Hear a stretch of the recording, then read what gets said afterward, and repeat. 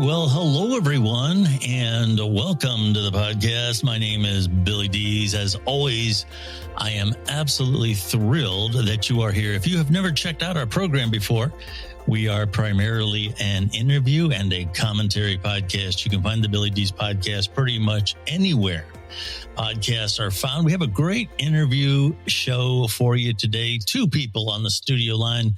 I'm going to start with Ananda. How are you doing today? Welcome to the program, Ananda. Hello. Good evening, Billy. Thank you so much for having me. Absolutely. And also, Zach. What is going on, Zach? Welcome to the program. Thanks, Billy. I'm happy to be here. Great. I'm going to talk about Ananda first. You can find Ananda on Twitter at AJInspire4 and then the word ever. So it's AJInspire4ever. And she is a Twitter Spaces host. And if you don't know what that is, we're going to talk about that a little bit. She specializes in curriculum and instruction leadership. This is according to her Twitter bio. She is a seeker of life-changing narratives and the universe's heartbeat. That's kind of cool. She's a yogi, which I hope I'm saying that correctly. That's actually a practitioner of yoga, if I have that correct. She also likes meditation. She's a lover of poetry, an entrepreneur. So she's got a lot of things going on. And Zach, you can find Zach on Twitter as well. And I didn't realize this until I was writing it out. It's Cats in the Hats. And I'm going to spell that for you. It's KATZINDAHATZ.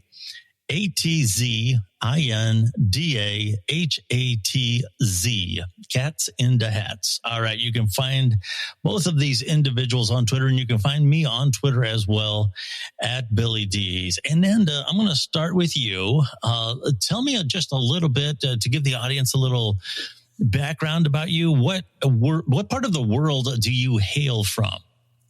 Alrighty. I actually am in the U.S. and currently I'm in between New York and Florida, two places. And I'm originally from New York, from Brooklyn. And yeah, that's where I'm at. That's where I'm from. You have a lot going on. I kind of mentioned some of the things in your bio here. You seem like one of these people that has a real, I guess, a humanitarian side. Would that be a good way to describe you? Somewhat. Yeah, I consider myself to be a multifaceted being, but I think that humanitarian. Why not? I'll accept that. Why not? To get into being a yogi a little bit. Sure.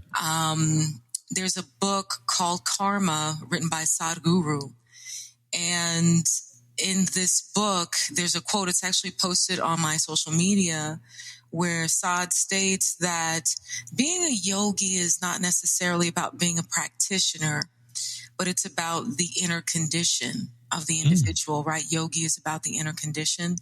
I am not a yoga instructor. I have been practicing yoga for over a decade. However, I am a certified Pilates instructor. I've been a certified Pilates instructor for over a decade, but I have been inactive for quite some time. When did you start to realize that the way you described yourself there, when did you start to take on, at what point in your life, or were you always this way? When did you kind of have this, what's the word I'm looking for here? When you came together with some of these ideals that you have, when did that start to take shape? At what point in your life? This may sound a little strange to some people, but I would have to say from when I was a really young age. It's amazing how the universe works. And I was actually thinking about this today.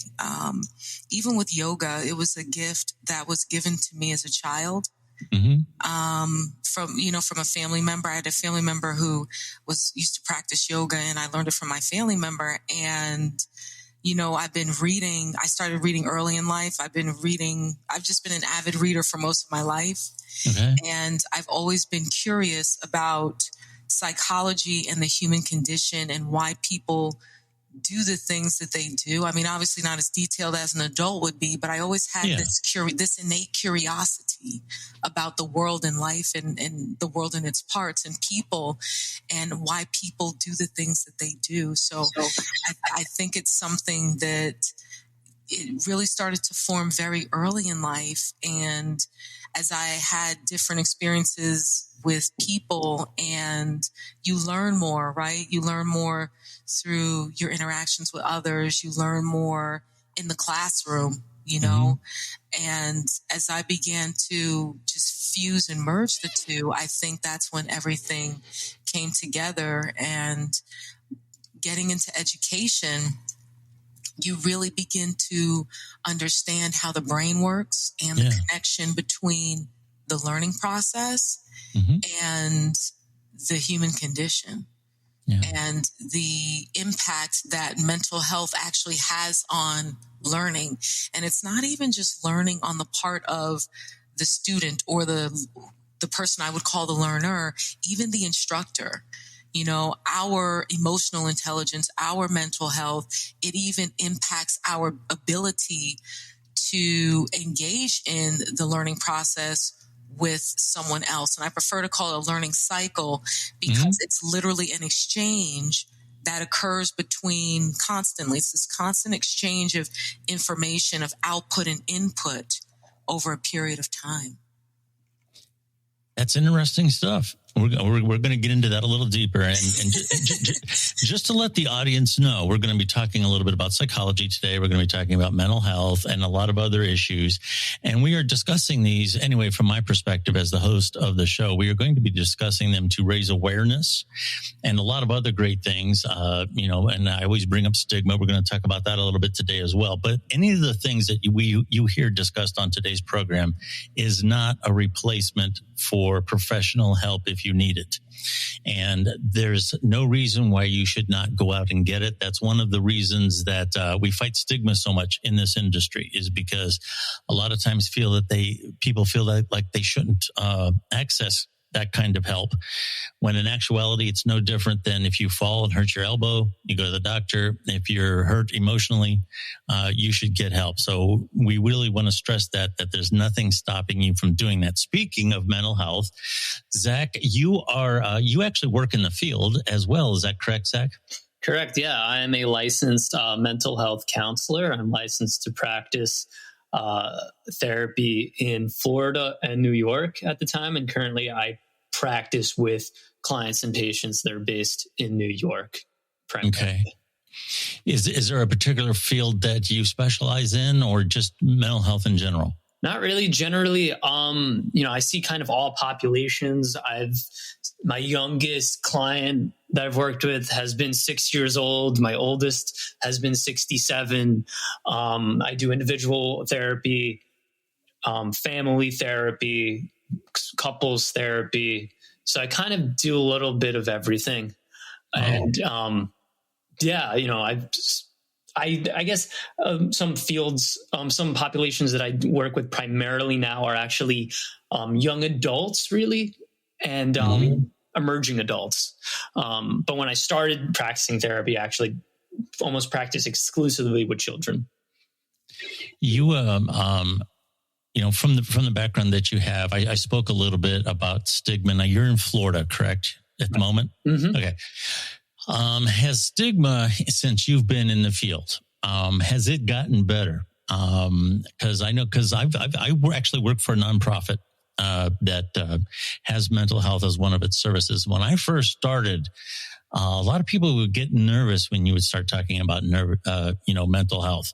Everybody conjures up these images of Norman Bates, and I enjoyed the psycho movies as much as anybody else, but it didn't do anything to help the image of what mental health issues are really like. The vast majority of people who suffer from mental health issues, as I'm sure you well know, are far more likely to be a victim of some kind than they are to be Norman Bates. Mm-hmm.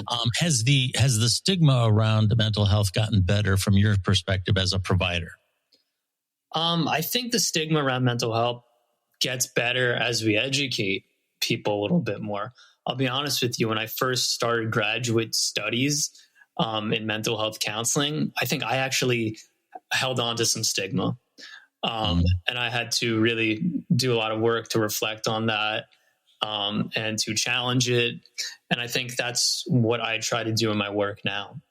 So I think that I have a lot of people who, if they are engaging in therapy, if they have engaged in therapy for a while, that stigma it exists, but it's not there as much.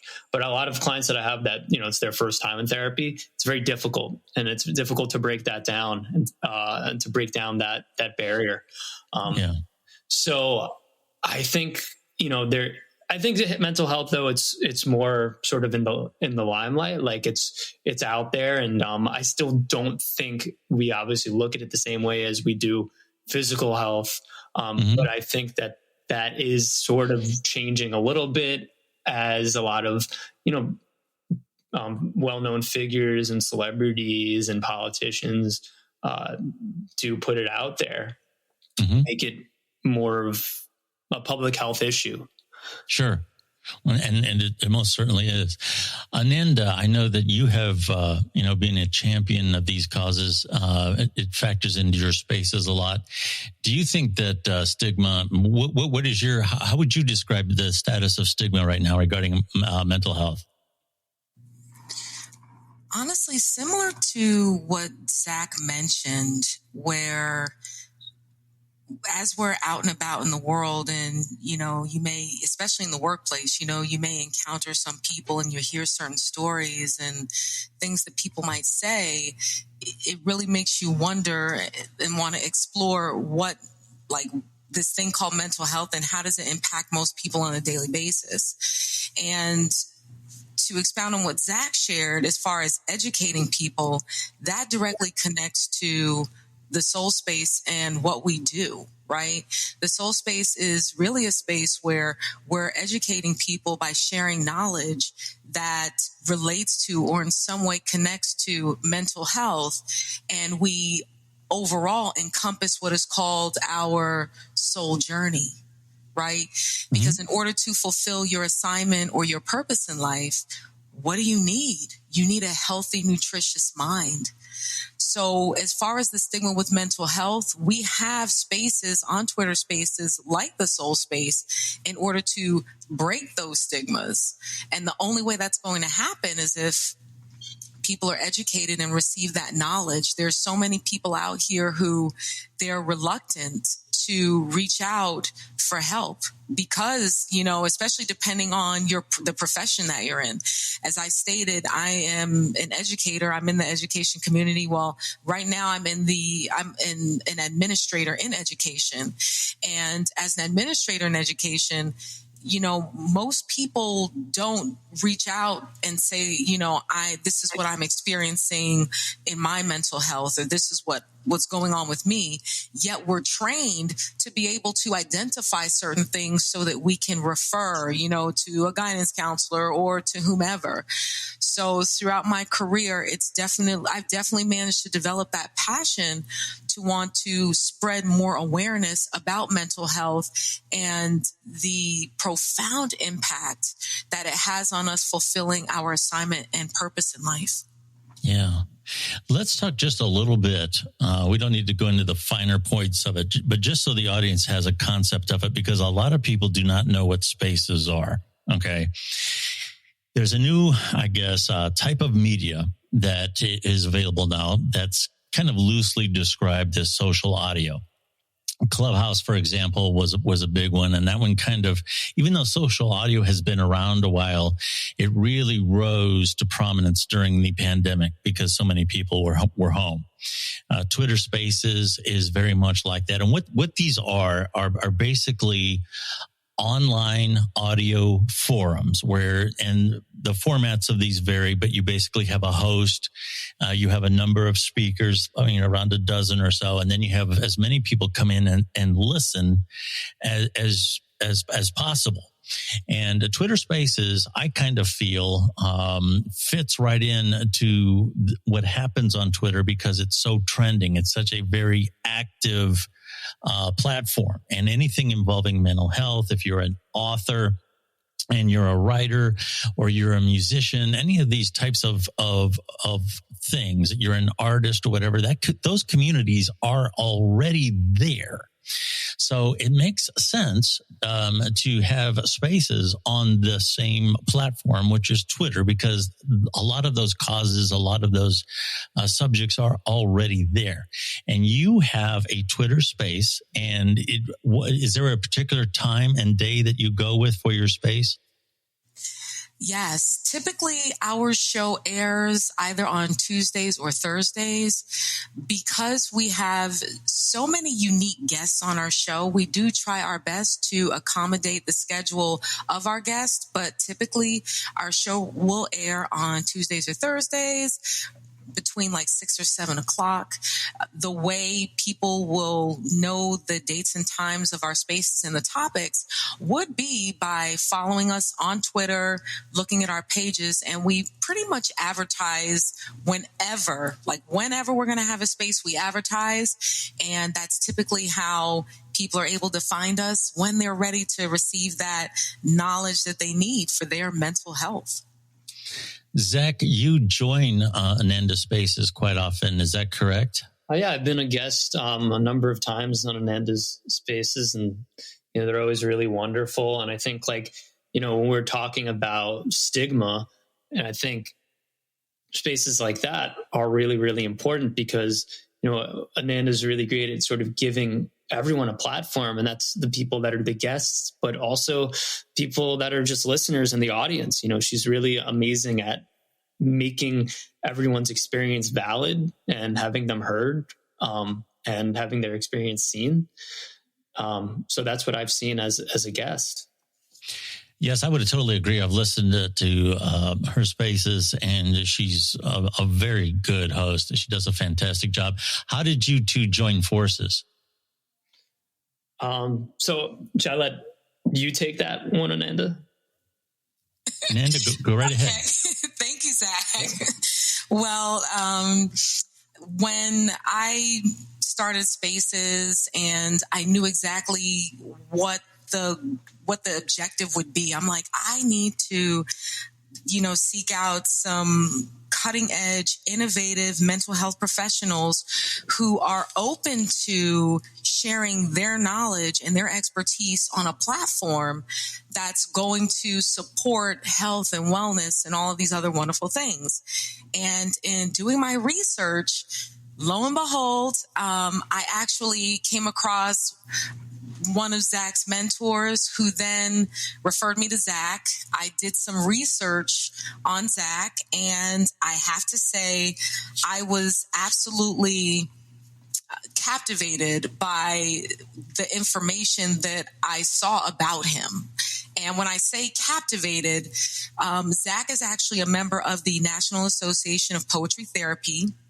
And yeah, it's a very interesting craft. And I would love for Zach to talk a little bit about that, because in the soul space, we also cover narrative healing and healing through the creative arts as well. We really educate on so many different topics in the soul space. But as a member of the National Association of Poetry Therapy, at one of their workshops, there's a workshop that Zach held that's titled Navigating the Multicultural Self.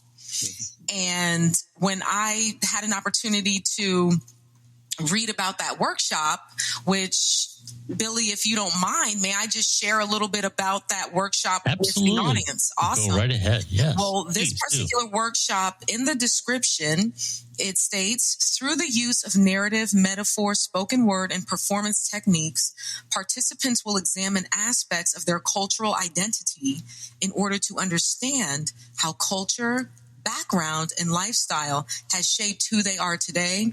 This workshop will allow free expression of one's multicultural self in order to embrace diversity, promote unity among all individuals, and spark dialogue on how reflection of identity can bring individuals toward growth and empowerment. That's quite the mission. Zach, in regard to the therapy by poetry, I know that there's a lot of arts that are incorporated in some sort of recovery now. There's the art, the way we normally consider it, drawing pictures and so on and so forth. Recently, I just found out about incorporating drama, and in acting out things. That's another one. So tell me a little bit how the poetry works. Yeah. Well, so there's a model of poetry therapy that was sort of really developed by someone named Nick Mazza, who is actually the president right now of the National Association of Poetry Therapy.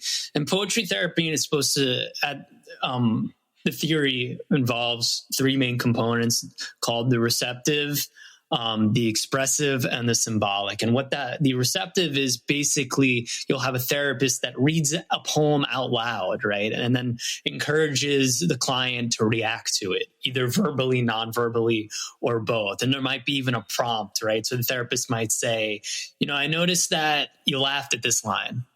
What was happening for you?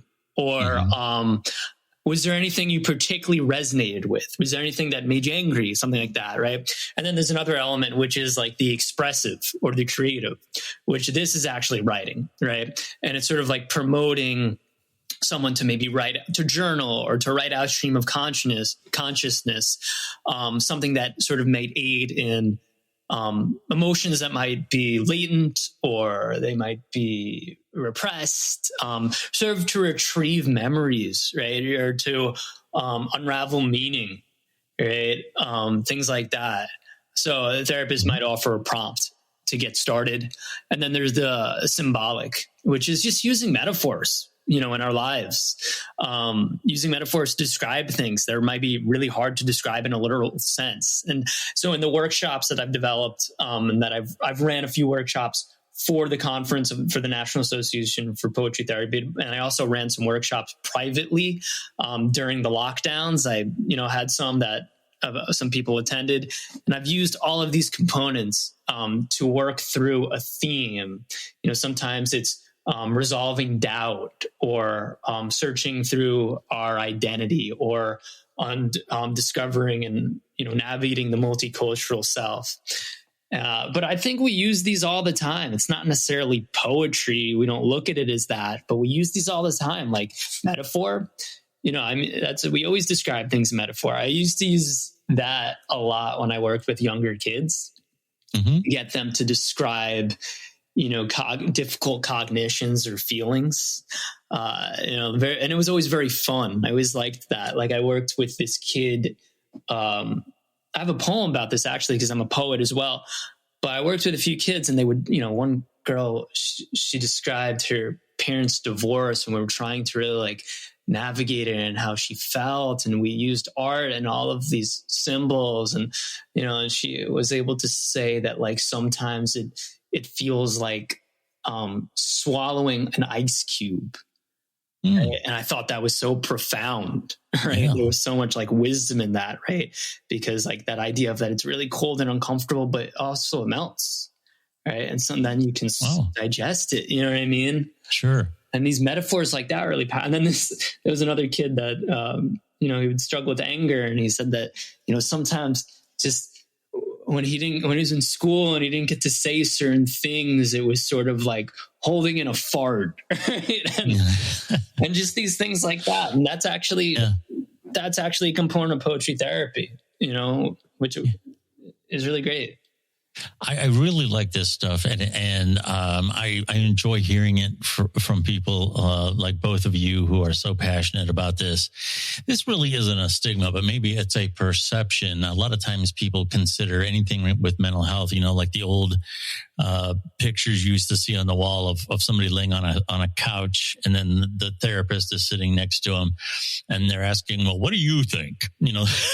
But it's so much more than that. All the things that you guys are talking about is just amazing about how you can get people to open up about how they feel. I find that really amazing. Let me go to Ananda on this. We touched on it earlier. Your I guess impressions, or I know that as a humanitarian, it's bigger than that. Your place in the universe. You talk a lot about the universe's heartbeat. And another thing you talk about is, life-changing narratives. And that's kind of what I just touched upon about how we view therapy and how we view mental health help. How does your vision, in terms of your awareness is probably a good word, your self-awareness and your awareness of our world. And our world doesn't necessarily stop at the top of the atmosphere, right? It goes on into the universe. How does your perspective of that fold into your passion for mental health and with all these things that you do to talk about, people getting in touch with themselves? Well, that is definitely a multi-layered question, Billy. Thank you. Okay. Well, you can give a multi-layered answer. I will. Okay. Well, I guess I will start with the most recent space that we've held, right? Mm-hmm. So, for example, we held a space about men's mental health, mm-hmm. right? What prompted me to unpack that and explore that in the soul space is research that I conducted for a previous space on, self-harm and self-harm awareness. And in looking at the numbers, I found them to be it was very emotional for me. Mm-hmm. As a woman, and I use a lot of my own experiences to navigate through topics that we're going to cover on the show. And with our most current show on men's mental health, where Zach, is the therapist who was there to really help us explore and navigate through men's mental health awareness and that topic, I would have to say that we utilize those spaces to, once again, educate people and give them the knowledge that they need. Social media is just such an amazing platform it's so much so that you meet people. Like, I've met people from India and from New Zealand. I've actually had guests on our show from India and New Zealand. And when you're utilizing a space like Twitter Spaces in order to educate, it's just so impactful how you can take those different things that you're curious about, that same childlike curiosity that we talked about at the beginning of the interview that I have now. It still exists, and it exists daily. So as I'm moving throughout my life every single day, and this is where my yoga comes in, where it's through yoga where my consciousness is deepened, my ability to see the world and identify patterns in the world and understand what is going on within and outside of me, it informs me as to what direction I would like to take the show in, along with that more practical approach where you're utilizing actual data, right? Recent data. So I hope I'm answering your question here, Billy, because that was definitely a multi-layered one. But if you're asking, like, how do I navigate through topics and things of that nature, it's just through the experiences that I have on a daily basis. And it's just so amazing how, and I know for some people out there who might be listening, they're like, this is just a little too much for me. But real talk, it's amazing how the universe always lines things up so that, the topic, it aligns with the speaker, it aligns with the listeners. I mean, there were so many listeners in that space who just kept saying, this is just so timely because most men, don't really have a space like this to talk about their feelings. Yeah. And I found that to be highly impactful for me, at least. I hope I answered your question, Billy. Yes. And, it's a topic that I'm sure you could talk about for a very long time. And this is the kind of subject matter that people can find on your space. Let's stay with the topic of men just a little bit. I'm going to throw this both at you. And I'm going to try to be a little entertaining. I'll try to be a little humorous here, but you're going to try and hopefully you'll get my point. Okay. There's, I feel right now that men are getting pulled in two directions. The one is that the alpha male, the big, strong guy, the masculine guy, that's toxic. There's toxic masculinity over here. Okay. And then on the other side, We have to have the sensitive guy. We have the guy that understands, everybody's feelings and, can cry and do all these other kind of things. Okay.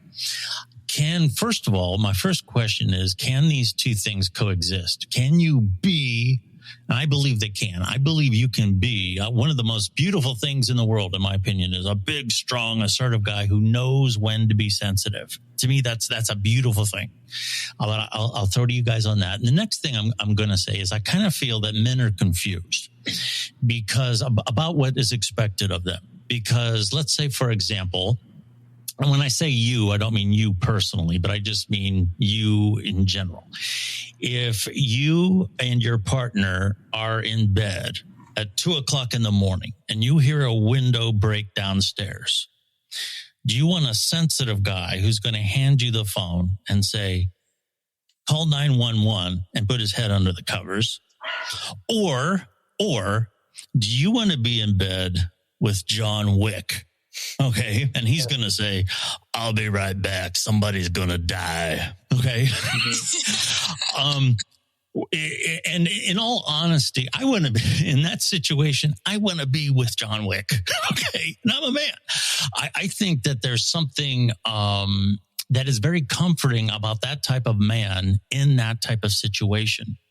But that has been villainized lately, and and some of it has merit. I come from a very active football area. I mean, I'm in the area of the Professional Football Hall of Fame, the Ohio State Buckeyes, the Cleveland Browns, and high school football here gets incredible crowds. Okay. And this is a very fertile area. I could tell you a lot of names that are pro legends that came from this area. And I can tell you, too, that a lot of kids, and me being one of them, were pressured to play football because that's what guys around here, that's what boys do. And I really wasn't that enthusiastic about playing. And I can tell you other horror stories about young boys and young men feeling compelled to play hurt. And we know now about concussions. A lot of them were told to play through concussions before people knew about the dangers of that. So I understand both sides. I understand there is a danger to toxic masculinity, but by the same time, when something goes bump in the night, whether you want to admit it or not, we want John Wick, right? So how I'll start with Zach on this because I was with Ananda earlier. Zach, how is this balancing act playing out? Billy, I think that sometimes we don't let people just be people. Yeah. And what I mean by that is maybe we don't have to call it the masculine guy or the feminine guy or whatever. I think sometimes we should just let people be people, let people do what they like, let them explore their interests, and maybe not put expectations or labels on those things, and let them explore and live their identity, right? And whatever it is, that's great. I have one of my closest friends. I think I was thinking of him when you were speaking about this. He's the complete intersection of everything that you're talking about. Mm-hmm. In college, he was a frat guy, but he also did musical theater. And it was the coolest. I think he's the coolest person ever for all of that. Oh, yeah. He just did what he wanted to do. Yes. And people on both sides maybe could say that that's weird, right? Or tease him or taunt him. But he did what he wanted to do. And he was who he was. So I think it's possible. Are we going to have criticism? Sure. Right. Mm-hmm. But I think there's some strength in just following whatever feels right. And I think we should just let people be people. Yeah, that's a good answer. And then what is your take on that?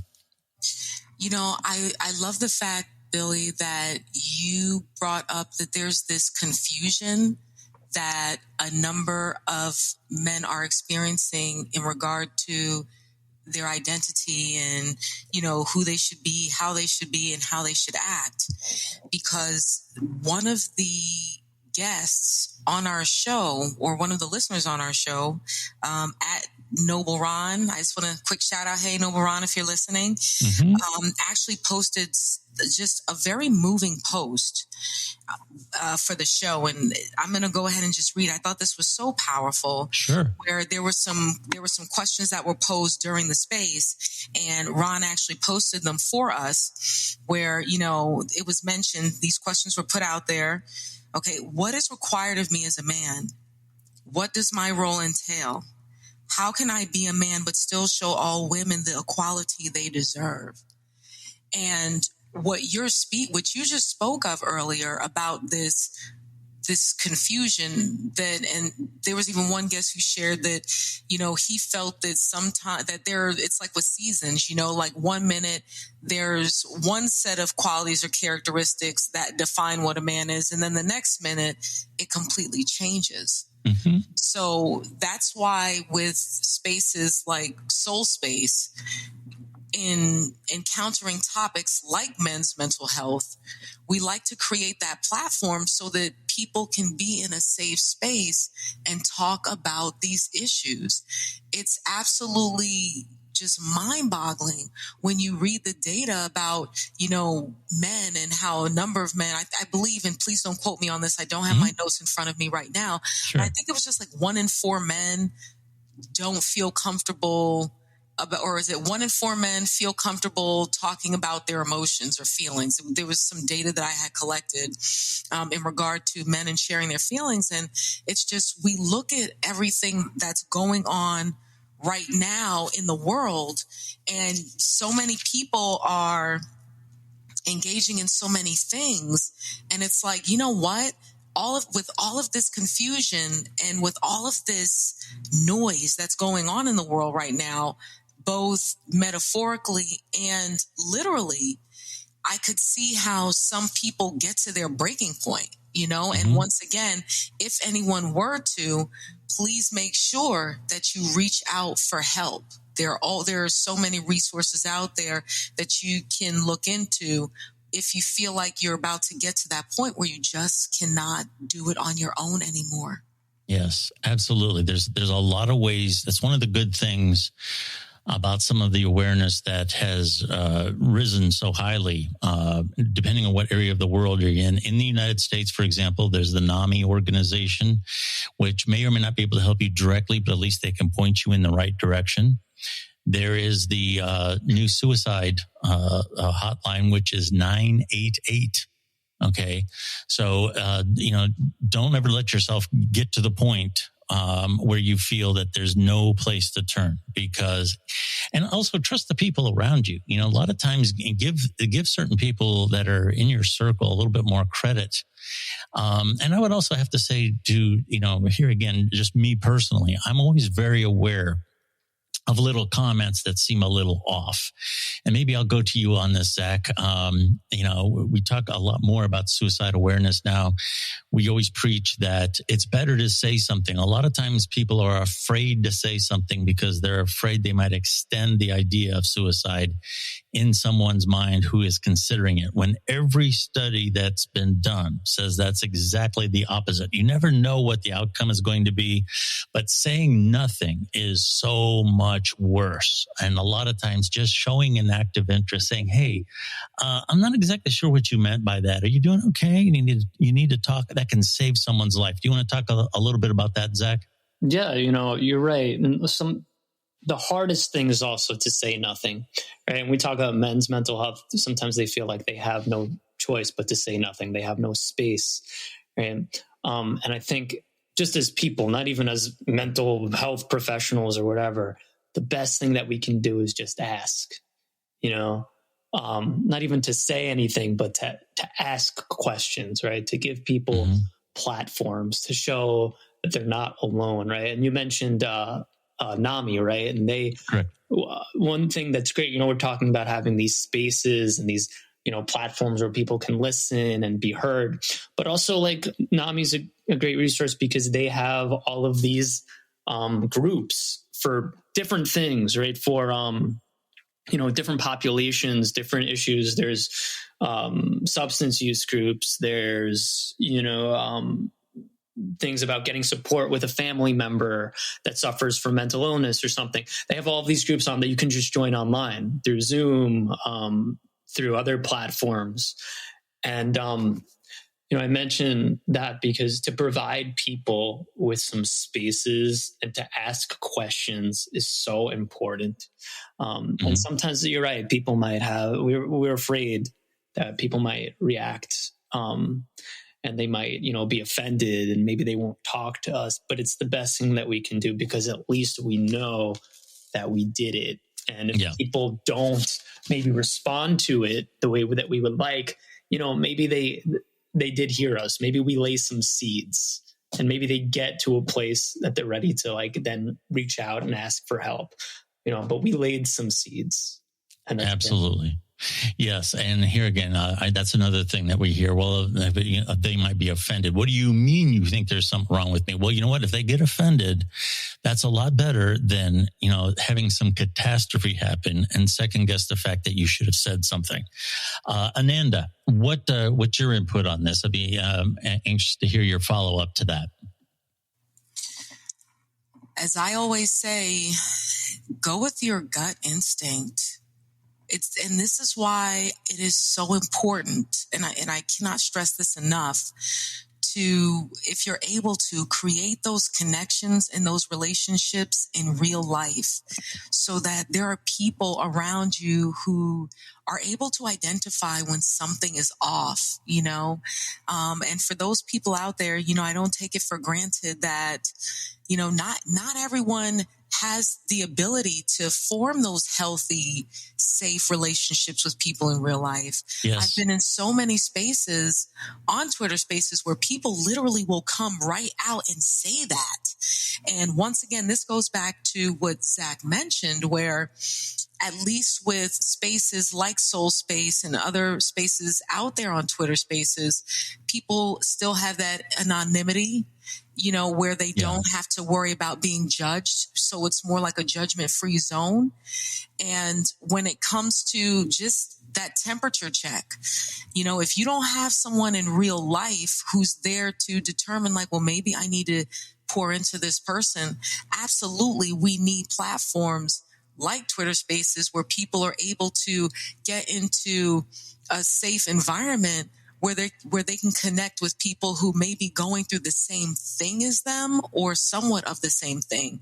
And I love the fact that questioning, that term questioning, was utilized in this conversation, because you know what? And this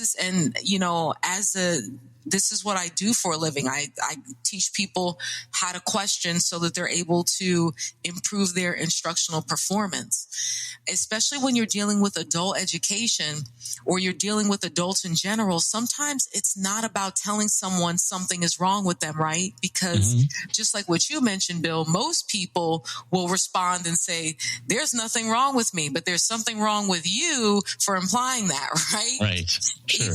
Even though I agree with you and I say, still ask, because you never know.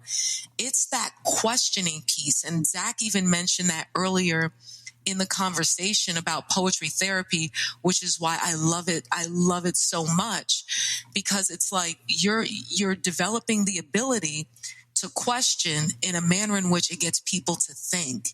And when a lot of people attend these spaces just as a listener, they don't even have to be a speaker, but you're just listening, what does it allow you to do? Question. Judgment-free questioning. Yes. So absolutely. I definitely, what was just stated absolutely resonates with me, because that's where it all starts. Just someone asking if you're okay, right? But sometimes, and when you go to these spaces, they'll ask other questions as well that may allow someone to be less defensive when it comes to working on themselves and their own self-healing. Yeah, that's a great point. And I would encourage people who come to listen to Soul Space, just because it is social audio and just because other people, in the space might come up and talk, does not mean that you need to come up and talk. Sometimes just listening, you affect the space. And it's certainly, here again, it might jar something in you. And even though you feel well, I consider myself, a relatively well-balanced person, but a lot of times when I listen to a space like what Ananda has, I'll hear things and I'm honest with myself and say, you know what, I do have a problem with that. Maybe I should, focus a little bit more on that. So that's a great aspect to your space. And the other thing I just wanted to follow up on, when I say trust the people around you a little bit more, I don't know how many times I've had somebody tell me something like, I'll ask them, well, why didn't you come and talk to me? They'll say, well, you've never been divorced. So you can't even imagine what I've been through.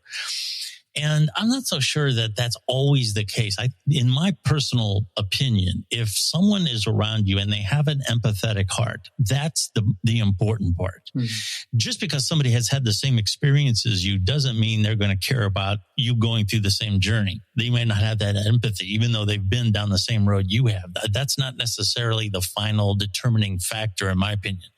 If you have an empathetic heart, and, I don't know what it's like to walk on the moon, but I know it's damn hard to breathe up there. And I can certainly understand somebody that's coming to me with some sort of a problem that's impacting them. Just because I haven't been exactly in that spot doesn't mean I can't relate to their pain. I can't relate to their frustration. And I might not have a solution for them, but I am there to listen. And that can mean so much. That's why I kind of say that. Would you agree with that? I'll start with you, Zach. Would you agree with that? Absolutely. Yeah. And, like as a therapist also I used to be a teacher as well, but, plenty of people have said to me, well, you don't know what I feel. You haven't experienced what I feel. You don't know me. And I say, you're right. I don't know you. All I know is myself. Right. And you know yourself too. So help me understand. Right. And it's just about helping each other to understand. Yeah. And I think that, it related to what we were talking about before, asking these questions, right? Audre Lorde, who was a great poet, writer, civil rights activist, she had this saying, your silence will not protect you. And she talks about how people are always fearful to maybe ask questions or to speak up. And there's a really great quote that she has. And she says, when we speak, we're afraid our words will not be heard or welcome. But when we are silent, we are still afraid. So it is better to speak. Right. Interesting. Love that. Ananda, I want to throw back to you on this. An empathetic heart, which I'm going to say you're probably going to agree with me on this, but that's where it's really at. If you can find a spirit that is around you that can take in what you have to say, whether they've been down that exact road or not, that's what's important. Absolutely. I agree. And something that was mentioned, I just want to quickly just go back to something that Zach had stated. One of the things that I love about having Zach on the show is that his level of objectivity when he shares in the soul space, I really believe that it allows our guests, our listeners, to be at ease. Mm-hmm. And I like the fact that he demonstrates that, because it's my desire that the other people who are in there will notice that and will observe that and will actually model that, right? I love the fact that he's very deliberate about it, when he explains things. And I would encourage anyone out there, when it comes to being in dialogue with someone or building relationships with other people, and we know that there are different types of relationships, right? But when you're really forming close bonds with people, right, you want someone to be comfortable enough to trust you, right? A lot of that has to do with, like what you stated, Bill, having that empathetic heart. Mm-hmm. And also what I feel Zach offers the Soul Space audience would be that level of objectivity. Mm-hmm. And something else that I wanted to share in connecting with when you talked a little bit about someone stating, well, you've never been through a divorce, so you don't really know what I'm going through, right? Mm-hmm. This goes back to the soul space and how we do explore the way narrative is an extremely important part of our healing journey and our soul journey, right? Mm-hmm. And in the soul space, people share their stories. I love having, mental health professionals in the soul space who have that background where they have those applicable experiences and narratives that they're able to share with our listeners to connect with them as well, right? Mm-hmm. But I think that when we're getting into something like divorce or bereavement, right? Mm-hmm. A loved one, transitioning to the other side or whatever the case might be, one thing we all have in common as far as the human condition is concerned is our pain. Mm-hmm. We all understand disappointment. And I would encourage anyone out there, if you're going through something and you are sharing that experience with another person, or let's just say you don't want to share because you feel as if no one else understands you, I would encourage you to challenge yourself. Because, and this is why I find I just have this profound curiosity about the human experience and what we go through emotionally and spiritually daily as beings. And if there's one thing that we've all encountered in some way, shape, or form, it's grief, it is loss, it is disappointment, it is love, it is expectation, it is hope, it is desire. We've all experienced these things at some point in our lives.